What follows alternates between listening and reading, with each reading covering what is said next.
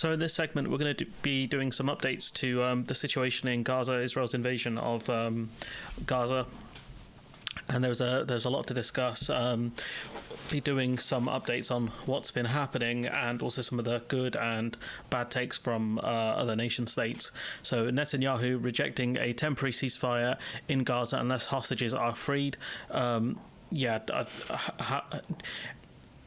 problem, you're going to have to negotiate, and you're going to have to say, like, if Hamas want a ceasefire, then they should free the hostages. I think you can do that via negotiations and say, like, we will offer a ceasefire to the Hamas leadership if they release the hostages. I don't know if Hamas will take it. Hamas have said they would release the hostages in exchange for fuel being let into Gaza. It's hard to know, when you're dealing with such a group, what is a ploy and what isn't, especially when the Hamas leadership seems to be confused on what their core messaging is, with what one of the groups and one of the leaders of Hamas saying the attacks on October 7th were not as meant to go as far as they did, in terms of the murder of civilians, the people at the rave and the village, whereas you've got other ones saying we're not going to stop, we're going to do more attacks like October 7th. So, Hamas's leadership is all over the place with what the hell's going on anyway. So I don't know if you can get an honest answer out of them, but I think that you can do a conditional ceasefire, and that's one of the things that people seem to fail to understand. I've seen David Pagman put out some really stupid statements on it, saying like, why would anyone expect Israel to do a ceasefire unilaterally? It's like, no, you have to put pressure on both sides. The Arab countries will be able to put pressure on Hamas to agree to a ceasefire. And the Western countries are expected to do so for Israel. So I don't understand like how people are confused about this. No, I don't think anyone's selling expecting Israel to uphold a ceasefire on their end and still allow things like rockets and other kind of indiscriminate attacks to happen from Hamas. Like, in my opinion, none of that makes sense. The situation currently is right now, Israel attacked a hospital. They attacked ambulances outside the Al-Shifa hospital, arguing that Hamas were in the ambulances, which makes no sense.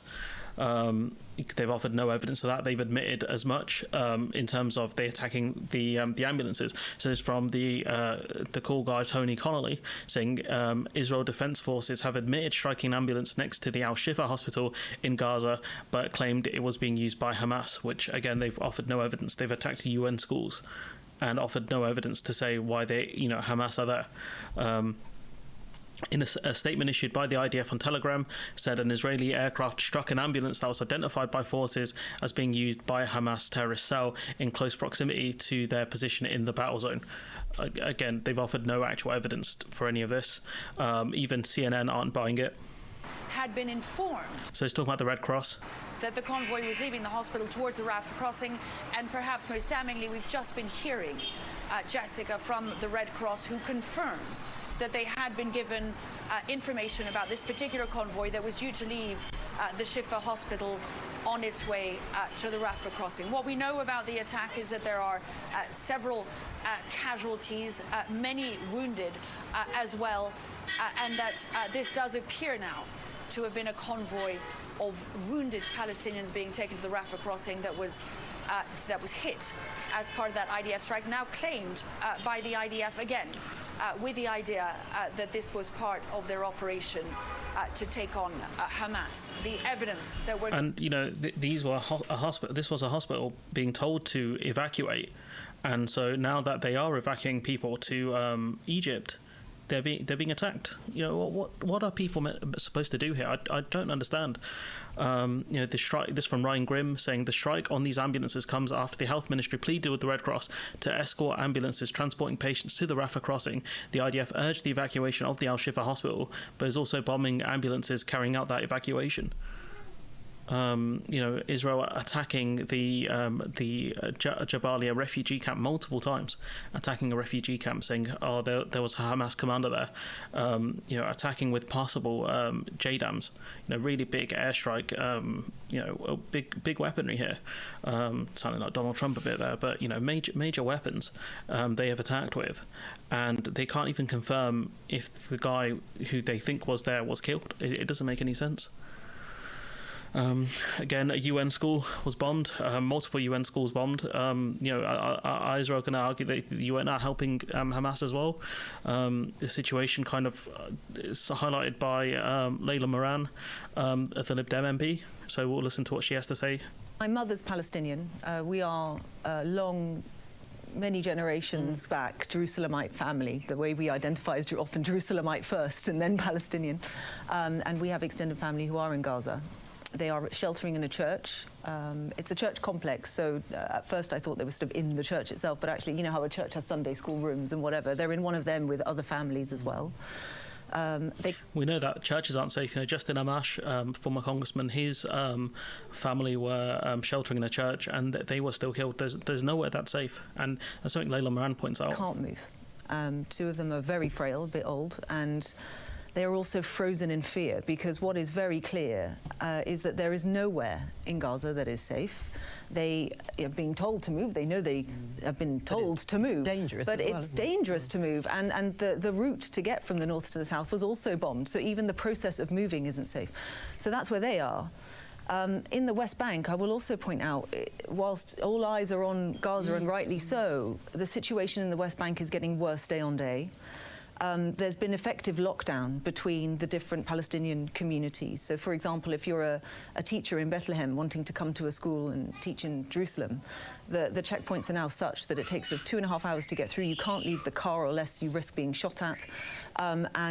It basically means that the economy is grinding to a halt. But what it means for my family, who are spread between Jerusalem, Ramallah and Jericho, is that they can't be together either. Separated. So I mean, this is problematic on a very personal level, but on a, you know, what do we do now? I should say, I want to see the back of Hamas too. I absolutely do. I think most of the world do, honestly. I don't imagine they have a lot of support, and even within Gaza they don't have a lot of support, and that was covered in a video by someone else, and we'll talk about that at the end of this video. And I recommend you watch his video, honestly.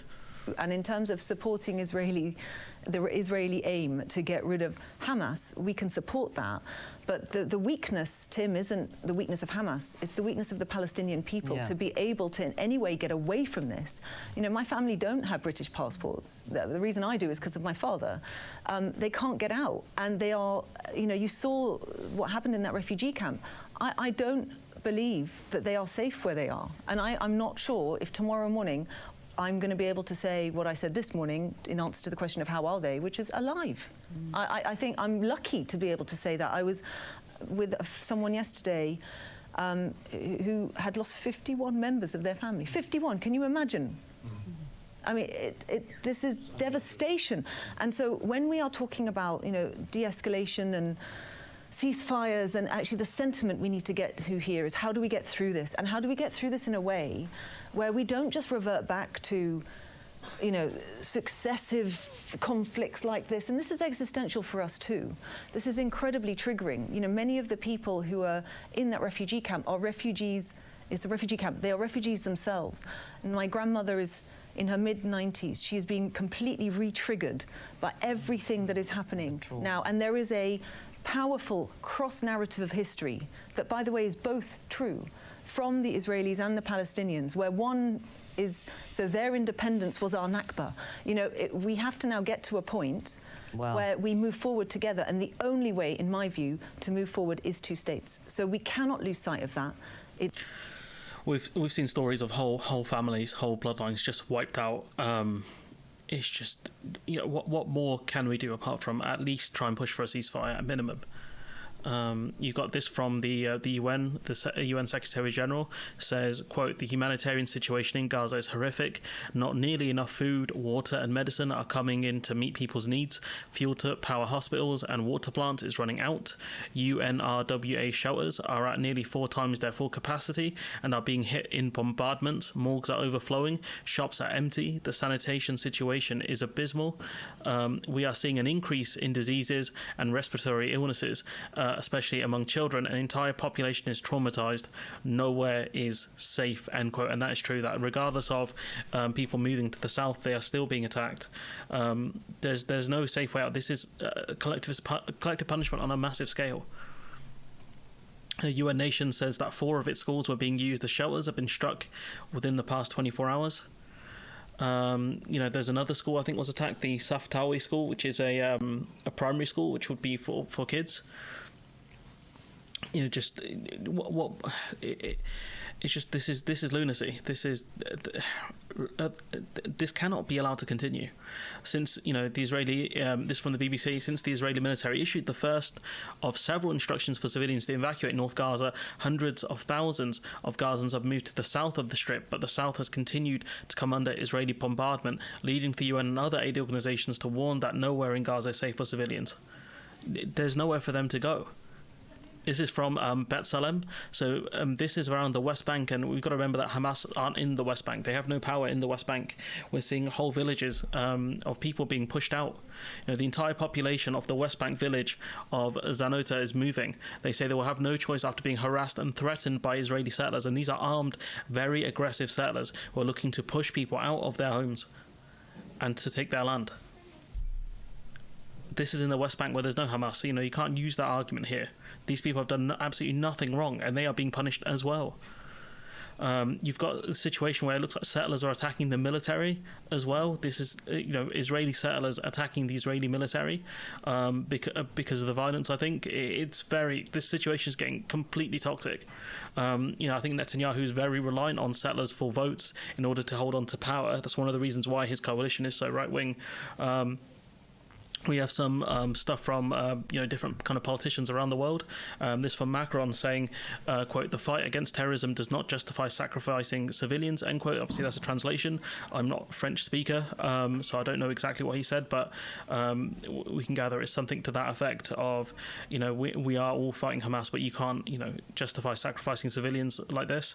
There was a French building that was bombed as well. France seeking an explanation from Israel about targeting of Cultural Institute in Gaza. France on Friday, so that would have been yesterday, requested explanations from Israel about targeting of the French Cultural Institute in Gaza, saying, quote, "We were informed by Israeli authorities that the French Institute in Gaza was hit by an Israeli airstrike," end quote, the foreign ministry has said. And the question is, were Hamas there? Are you just attacking targets indiscriminately? What is going on here? There is apparently a bill in France saying that an insult committed against the state of Israel is punishable by 2 years of imprisonment and a fine of 75,000 euros. So, you can criticise the French government, but not the Israeli government. It doesn't make sense. Obviously, this is just a bill. So we don't know if this thing's even going to pass or even the legality of such a bill. We don't know. I don't know how the French kind of political system works in terms of how laws are passed there, but hopefully this one does not get through. So I guess we've got to put some respect on Macron's name. Spain have been very good on this. The deputy prime minister in Spain calling for an arms embargo to Israel. 100% I agree with this. You got US Senator Chris Murphy, and I think his statement's quite interesting, which is something we'll come back to at the end, towards the end of the video. But you got US Senator Chris Murphy saying, quote, "It's time for friends of Israel to recognise that the current approach is causing an unacceptable level of civilian harm and does not appear likely to achieve the goal of ending the threat from Hamas. I urge Israel to immediately reconsider its approach," end quote. And we're seeing, we know Hamas are most likely they're in the tunnels. So unless you're using bunker busters, you attacking civilian buildings makes no sense. This from, I guess the disrespect, don't put any respect on these guys' names or these people's names. I mean, what little bro is saying here, I have no idea. It starts to get more tricky for the boss when senior members of the Labour Party are calling for a ceasefire. Well, I'm assuming when you say senior members of the Labour Party, Kay, you're referring to colleagues who are not part of the Westminster part of the Labour Party. I think you're referring to kind of mayors and other. So their opinion, and they're still senior members. One of them runs one of the biggest cities in the world. Oh yeah, they're Runs the capital city of England. Absolutely, they have their own electoral mandates. They're an important part of the Labour Party. They're entitled to make their opinions known both privately and publicly. That's the role that they have. But they're not part of the shadow cabinet, and it's the shadow cabinet that decides what Labour Party policy is in Westminster, and that's what's happened. So it doesn't matter what they think then? No, it matters what they think, and they're entitled to make their representations to Keir Starmer and colleagues in the shadow cabinet, and they do, alongside every other colleague, whether they're councillors, members of parliament, or mayors for cities or regions. Kind of that London-centric, Westminster-centric kind of idea that, these people outside aren't important. Anna Sawar, leader of the Scottish Labour Party, Sadiq Khan, Mayor of London, Andy Burnham, Mayor of Manchester, these are very important figures, and I'll tell you what, little bro, people know who those three are. Especially Sadiq Khan and Andy Burnham. People don't know who you are, little bro. I'm not going to give you the dignity of pumping up your Google numbers by searching who you are. If anyone knows who this Harry Potter-looking dude is, feel free to comment. I'll pin the comment, but you can't Google it. Let me know who Lil Bro is. This from Peter Kyle MP, something that No Justice referenced in our stream, but I didn't see the clip until now. Peter Kyle, Labour's Shadow Science and Technology Secretary. Good morning to you. Good morning. So you've just seen there the Mayor of London, Sadiq Khan, the leader of Scottish Labour, Anna Sawar, and your frontbench colleague, Yasmin Qureshi, all calling for a ceasefire. Why are they wrong? We are united as a party. No, you're not. We are united as... You hear the cameraman laugh there? What? We are united as a party. Could have been a sneeze, but it sounded like a laugh. And this is what we're hearing from Starmer. We are united as a party. He's like, no, you're not. You can argue you're united around a collective goal of trying to help the people within Gaza, but ultimately the two things that you're offering are very different. A humanitarian pause is just a pause where certain areas won't be bombed for a couple of hours at most, maybe a day, whereas a ceasefire means those areas won't be bombed until the ceasefire ends, even if it's a temporary ceasefire. These are two different things here. In condemning what is unfolding across the region, we need to find a way forward that can bring long-term peace to the area. What we are focused on is what is affecting people now, today, so in Gaza. Why are they wrong to call for a ceasefire then? We are united in sympathy with what is unfolding there and impacting civilians. But you're not united when it comes to Sir Keir Starmer's stance, which is we want a humanitarian pause, and 13 frontbench of colleagues, plus multiple councillors across the country who want... Multiple mayors as well. A ceasefire. The Scottish Labour Party as well. Keir called for a humanitarian pause days ago, actually around the same time that the US was calling for it. Now the EU... Because that's all they're going to do. That's all he's going to do. He's going to hide behind the US. We can at least try and push for something and try and push the conversation along. But, politicians like Keir Starmer are too scared to do so. Rishi Sunak's motives are different, I think. But again, we're hiding behind the US when, Sunak made it such a big deal that it was the UK that gave main battle tanks to Ukraine first, before the Germans did, before the Americans did. He made such a big deal out of it. So we're, at some moments we're world beating, some moments we're not. I don't get it. I genuinely don't get it. EU is calling for it, and most of our global partners are calling for it. We're going to hide behind the EU and the US. I thought Star Wars was meant to be a knight. I thought knights lead from the front. No, am I wrong? This embarrassing statement from this Labour MP. So Shoaib Khan, who's done a lot of good work, and we'll be talking about some more of his tweets in a bit, talking about how Labour and the kind of voters are divided over what Starmer has said. And you got this person, Preet Kaur MP, saying, "Will you be holding the government to account? They cut UNRWA funding drastically, which has had a huge impact. Labour will be holding the government to account on aid cuts post 2019. I mean that's a fine tweet, but saying, how dare you hold us to account? Are you going to do the same to the government and things like that? When I think the Conservative Party are largely united, apart from a few MPs. There was one who was fired from the cabinet. I think a junior MP for calling for a ceasefire, but for the most part, I think most of them are on the same page, apart from probably Crispin Blunt and a few others. Whereas the shadow cabinet are very much torn on this. 13 members of the shadow cabinet, multiple mayors and councillors who are calling for a ceasefire. The Labour Party is way more divided on this subject than the Tories are. So for her to kind of be so mad about this, I find astonishing. Labour rebels looking to secure a divisive Commons vote on a ceasefire. I mean, it's a good way to get people on record regarding how they voted, but I don't.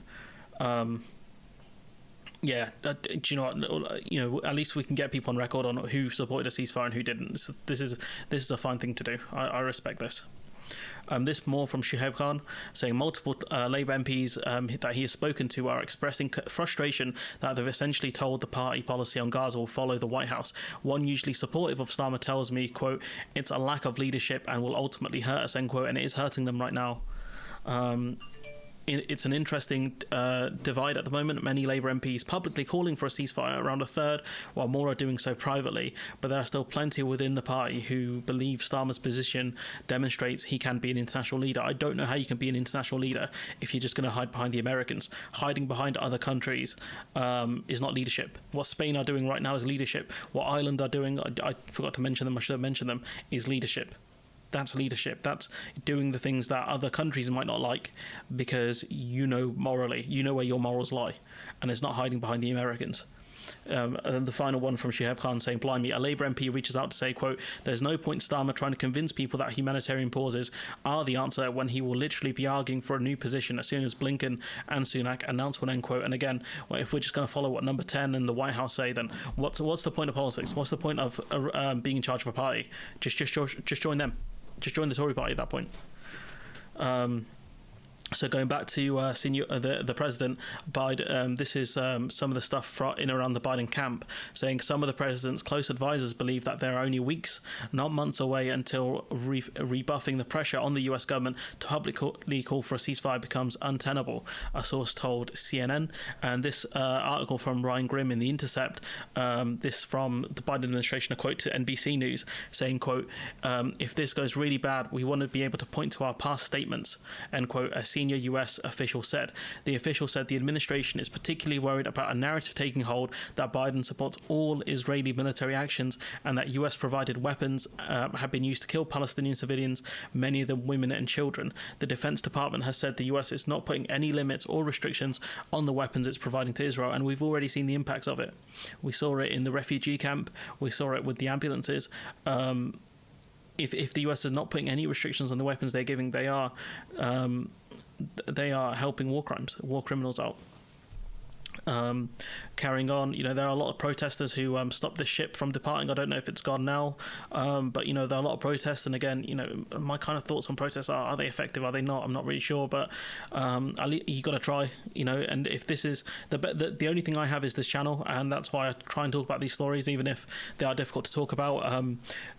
Sometimes the only things people can do is protest, and they are doing their best. I don't want to hear anyone say if any of these politicians who aren't backing a ceasefire lose their elections, because there's a chance that they might lose. I think Biden could lose his re-election. I don't want to hear them blame people. I don't want to hear them say, you stayed home, it's your fault, we lost, now we've got the worst of two evils. If you're backing a genocide, if you're silent on a genocide, I don't care what your opinion is. You don't get to play the moral card at that point. Especially in a situation where people in Gaza are living off 2 pieces of Arabic bread, which is, I think, quite small based on a different video that I watched. No one can survive off bread, let alone a small portion of bread. Like this is, people will die of starvation. We already heard stories of people drinking seawater, water that is unsanitary, not fit for human consumption. And this kind of the final thing from Joe Biden. This is quite an interesting statement, and I do. Let's listen to this first. Sources say that President Biden and his administration are all warning Israel that it has weeks, not months, to uproot Hamas from Gaza, and that every image of a dead Palestinian child is tipping public support away from its war. So Israel had a tremendous amount of support, international support, after the attacks on October 7th. And, rightfully so, given the fact that, civilians were attacked indiscriminately, people were taken hostage. And we saw some of the pictures of the devastation. And so, rightfully so, Israel would gain a lot of international support. But when you go and do similar or arguably worse things, and the world can see those pictures, I think, we're in a situation now where journalists are being targeted as well. I think it's because they don't want these pictures to come out. But given the prevalence of smartphones that people have, it's very hard to kind of cover this stuff up.